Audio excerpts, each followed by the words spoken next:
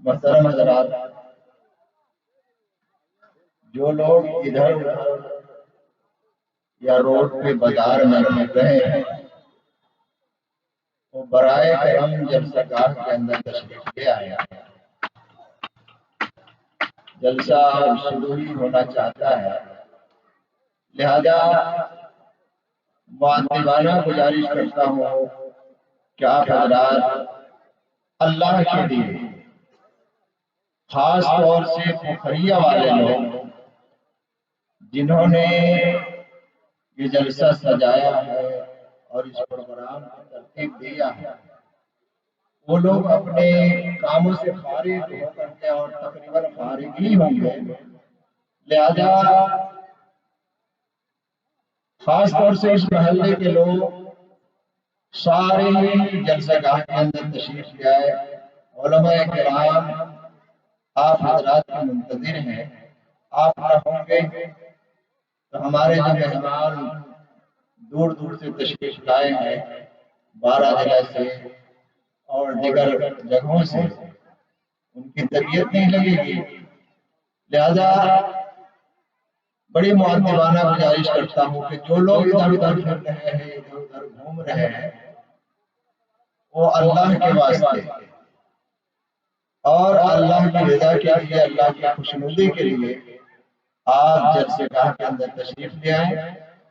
سڑک پہ جتنا مجمع یہاں ہے، اسے کئی گنا زیادہ مجمع روڈ میں گھوم رہا ہے۔ بڑی افسوس کی بات ہے، آپ یہاں باہر سے مہمان آئے اور آپ منہ پھیر کر کے کھڑے ہو جائے۔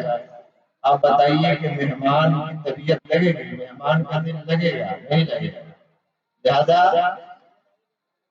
آپ لوگ جو بھی میری آواز سن رہے ہو، چاہے وہ محلے میں ہو، اپنے گھروں میں ہو یا روڈ پہ ہو، سارے ہی لوگ اللہ کے واسطے جلسہ گاہ کے اندر تشریف لے آئے۔ الحمدللہ الحمدللہ کفا وسلام علی عبادہ الذین اصطفی، اما بعد۔ اعوذ باللہ من الشیطان الرجیم، بسم اللہ الرحمن الرحیم۔ والعصر ان الانسان لفی خسر الا الذین آمنوا وعملوا الصالحات وتواصوا بالحق وتواصوا بالصبر۔ صدق اللہ العلی العظیم۔ رب اشرح لی صدری ویسر لی امری واحلل عقدۃ من لسانی یفقهوا قولی۔ اللهم صل على محمد النبي الأمي وعلى آله وصحبه وسلم تسليما كثيرا كثيرا۔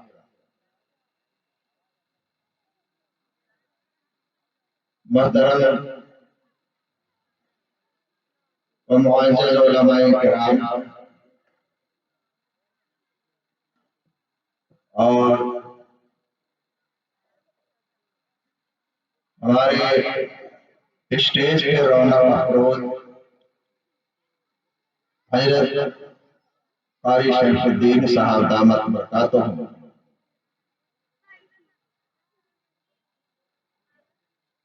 اور پوکھریا بستی کے ہر محلے سے آئے ہوئے عزیز دوستوں اور بزرگوں، اللہ رب العزت کا بہت بڑا کرم اور احسان کہ اللہ تعالیٰ نے ہمیں اور آپ کو دین کی نسبت سے ایک جگہ جڑ کر بیٹھنے کی توفیق نصیب فرمائی اور اپنے اپنے کاموں سے فارغ ہو کر ہم یہاں جلسہ گاہ میں آئے۔ اللہ ہمارے اس آنے کو قبول فرمائے اور بیٹھنے کو قبول فرمائے۔ دوستوں بزرگوں، مجھے حکم ہوا ہے کہ مجمع کو جوڑ دو۔ اب آپ لوگ کتنا ساتھ دیں گے؟ جو باہر والے لوگ ہیں، جو مجمع سے باہر ہیں، پنڈال سے باہر ہیں، وہ میری کتنی لاج رکھیں گے؟ مجھے حکم ہوا اسٹیج کی طرف سے کہ مجمع کو جوڑ دو۔ اب میرا کتنا ساتھ دیں گے بخاریہ کے لوگ جو روڈ پہ ٹہل رہے ہیں، روڈ پہ گھوم رہے ہیں، اور کتنے میری لاج رکھتے ہیں، یہ دیکھنے کی بات ہے۔ بہرحال مختصر بات عرض کرنی ہے۔ اللہ رب العزت نے جو سورت میں نے تلاوت کی ہے، اس کے اندر اللہ نے قسم کھائی کہ زمانے کی قسم تمام انسان ان الانسان لفی خسر، انسان گھاٹے میں ہے، خسارے میں، گھاٹے میں اور خسارے میں ہے۔ اور ان لوگوں کو مستثنی فرمایا اللہ تعالیٰ نے، الا الذین آمنوا وعملوا الصالحات، مگر وہ لوگ گھاٹے اور خسارے میں نہیں ہیں جو ایمان لائے۔ ایمان یہ انمول ہوتی ہے، ایمان کی حفاظت اور ایمان کو بچا کر لے جانا، ایمان کے اوپر محنت کرنا، یہ بہت بڑی چیز ہے۔ ایمان کی قیمت ہمیں اور آپ کو پتہ نہیں۔ ایمان کی قیمت اگر معلوم کرنی ہو تو حضرت بلال حبشی رضی اللہ تعالی عنہ سے معلوم کیجیے کہ مکہ کی گلیوں میں گھسیٹا جاتا تھا، گرم بالوں پہ لٹا دیا جاتا تھا، آپ کے چھاتی پہ پتھر کا چٹان رکھ دیا جاتا تھا، اور کہا جاتا تھا کہ ایمان سے ہٹ جاؤ۔ آپ کی زبان اقدس سے نکلتا تھا احد احد احد، اللہ اللہ۔ میرے دوستوں بزرگوں، آج اس ایمان کی ہمارے اندر قدر نہیں۔ اس ایمان کو جہاں چاہتے ہیں بیچ دیتے ہیں، روڈ پر کھڑے ہوئے بیچ دیتے ہیں، جھوٹ بول کر کے بیچ دیتے ہیں، غیبت کر کے بیچ دیتے ہیں، کچہریوں کے اندر جھوٹی گواہی دے کر کے بیچ دیتے ہیں۔ ایمان کی قدر ہے، ایمان کی قدر اگر معلوم کرنی ہو تو اٹھائیے تاریخ کو اور معلوم کیے حضرت سمیہ رضی اللہ تعالی عنہا سے کہ جنہوں نے ایمان کی خاطر اپنے آپ کو شہادت میں پیش کیا۔ اسلام کے اندر اگر سب سے پہلی شہادت ہوئی ہے تو حضرت سمیہ رضی اللہ تعالی عنہا کی ہوئی۔ میرے دوستوں بزرگوں، ایمان کو بچانے کے لیے صحابہ نے اپنا گھر بار سب کو چھوڑ دیا، بیوی بچوں کو چھوڑ دیا، بچوں کو یتیم کر دیا، اپنی ساری کی ساری دولت اسلام کے اوپر نچھاور کر دی، لیکن ایمان کو نہیں چھوڑا۔ آج ایمان کی قدر نہیں ہمارے۔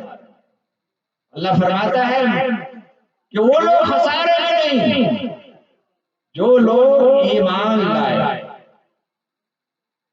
اور اس ایمان انمول موتی کو بچانے کے لیے اللہ نے کچھ قاعدے، کچھ قانون بتائے، اور اس کو کیسے بچایا جا سکتا ہے اس کا طریقہ آقائے نامدار تاجدار مدینہ صلی اللہ علیہ وسلم نے ہمیں بتایا۔ بچانے کے لیے میرے دوستوں، ایمان کو محفوظ رکھنے کے لیے، ایمان کی حفاظت کرنے کے لیے ہمیں اعمال صالحہ کرنا۔ اعمال صالحہ میں صرف اور صرف نماز نہیں، بلکہ اعمال صالحہ کے اندر تمام کے تمام خیر کے کام آتے ہیں۔ صدقات ہے، زکوٰۃ ہے، روزہ ہے، ماں باپ کی فرما برداری ہے، پڑوسیوں کے حقوق ہے، اور محلہ شہر گاؤں کے حقوق ہے، یہ سارے کے سارے ایمان کے ہیں۔ اس لیے میرے دوستوں اللہ تعالیٰ نے کہا فرمایا کہ مگر وہ لوگ جو ایمان لائے اور اعمال صالحہ کیے۔ میں یہ کہا کرتا ہوں کہ ایمان کو بچانے کے لیے اللہ نے ہمیں 4 باڈی گارڈ دی۔ اگر ان 4 باڈی گارڈوں کی حفاظت کریں گے تو ایمان ہمارا بچے گا۔ 4 باڈی گارڈ ایمان، اسلام کی بنیاد جو ہے وہ 5 چیزوں پہ ہے۔ پہلا نمبر ہے ایمان، کلمہ۔ جس نے کلمہ توحید لا الہ الا اللہ محمد رسول اللہ پڑھا دل کے ساتھ اور اپنے اعمال سے ایمان کو ظاہر کیا، وہ مومن ہے۔ اب اس ایمان کو بچانے کے لیے اللہ رب العزت نے ہمیں 4 محافظ دیے، 4 باڈی گارڈ۔ پہلا نمبر آتا ہے نماز۔ نماز کی اگر ہم حفاظت کریں گے، نماز کی ہم پابندی کریں گے تو سارے فحش باتوں سے ہم بچ جائیں گے۔ ان الصلاۃ تنہی عن الفحشاء والمنکر، نماز ہر برائی سے آدمی کو روک دیتی ہے۔ تو نماز یہ حفاظت، ایمان کی حفاظت کرنے کا ذریعہ ہے۔ دوسرا نمبر ہے روزہ۔ روزے کی حفاظت کریں گے، اللہ رب العزت اس روزے کے ذریعے سے ہمارے ایمان کی حفاظت کریں گے۔ رمضان شریف یہ آمد ہے، برکتوں والا مہینہ، آپ کے اوپر سایہ فرن ہونے کے لیے تیار ہے۔ لہذا میرے دوستوں بزرگوں، بہت ہی احترام کے ساتھ اور بہت ہی خوشدلی کے ساتھ ہمیں چاہیے کہ آنے والے مبارک مہینے کا پورا استقبال کریں۔ جب ہم اس کا استقبال کریں گے اور رمضان کے روزوں کی حفاظت کریں گے، جو شریعت کا قانون ہے، جس طریقے سے ہمیں روزہ رکھنے کا حکم کیا جاتا ہے، حکم ہوا ہے، اس طریقے سے اگر ہم روزہ رکھیں گے تو ہمارا ایمان محفوظ ہوگا۔ تیسرا نمبر زکوٰۃ۔ زکوٰۃ تو آج بھول ہی گئے ہیں۔ بہت سارے لوگ زکوٰۃ کو جانتے ہی نہیں کہ زکوٰۃ ہے کیا، صرف سنتے ہیں زکوٰۃ، اور نہ کسی عالم سے اس کے بارے میں معلوم کرنے کی زحمت کرتے۔ بڑی افسوسناک بات ہے۔ فرض ہے، مالداروں کے اوپر زکوٰۃ فرض ہے، اور جس نے زکوٰۃ نہیں دیا کل قیامت کے دن اس کے خزانے کو جہنم کے اندر دبا کر اس کی پیشانی، اس کی پسلیاں، اس کے بازو سب داغے جائیں گے اور کہا جائے گا چکھو اپنے مال کا مزہ۔ چوتھا نمبر حج۔ یہ 4 باڈی گارڈ اللہ رب العزت نے ہمیں دیے ہیں اپنے ایمان کی حفاظت کے لیے۔ اب اگر ہم ان کی حفاظت کرتے ہیں، نماز کی حفاظت کرتے ہیں، زکوٰۃ کی حفاظت کرتے ہیں، روزوں کی حفاظت کرتے ہیں، مال ہے تو حج کی حفاظت کرتے ہیں، تو میرے دوستوں ہمارا ایمان محفوظ رہے۔ موٹی سی بات ہے، اگر کسی بڑے آدمی کے 2-4 محافظ آگے پیچھے رہتے ہوں اور اس نے تنخواہ پہ رکھ رکھا، اس کے کھانے پینے کی، اس کی ضروریات کی ذمہ داری اس آدمی کے ذمہ ہے۔ اب اگر اس کی ضروریات پوری نہیں کرتا وہ آدمی جس نے محافظ رکھا ہے، باڈی گارڈ رکھا ہے، تو باڈی گارڈ اس کے پاس رہیں گے، استعفیٰ دے کر کے چلے جائیں گے۔ اب پھر وہ آدمی چوروں سے، اچکوں سے، ڈکیتوں سے، اپنے دشمنوں سے محفوظ نہیں رہے۔ اسی طریقے سے جو لوگ نماز کی، روزوں کی حفاظت اور حج کی حفاظت نہیں کریں تو اس کے ایمان محفوظ نہیں رہے گا۔ ایمان کا ڈکیت شیطان ہمارے ساتھ ہمیشہ، وہ کب ہمارے ایمان کو اچک کے لے جائے اور کہاں کون سا بول نکلوا کر کے ایمان کو برباد کر دے، کوئی ٹھیک نہیں۔ اس لیے میرے دوستوں یہ چند باتیں موٹی موٹی مجھے عرض کرنی تھی، اور حکم ہوا تھا کہ لوگوں کو جوڑنے کی کوشش کرو۔ بہرحال کچھ لوگ الحمدللہ آئے ہیں، لیکن اس سے بہت بڑا مجمع مجھے روڈ پہ دکھائی دیا۔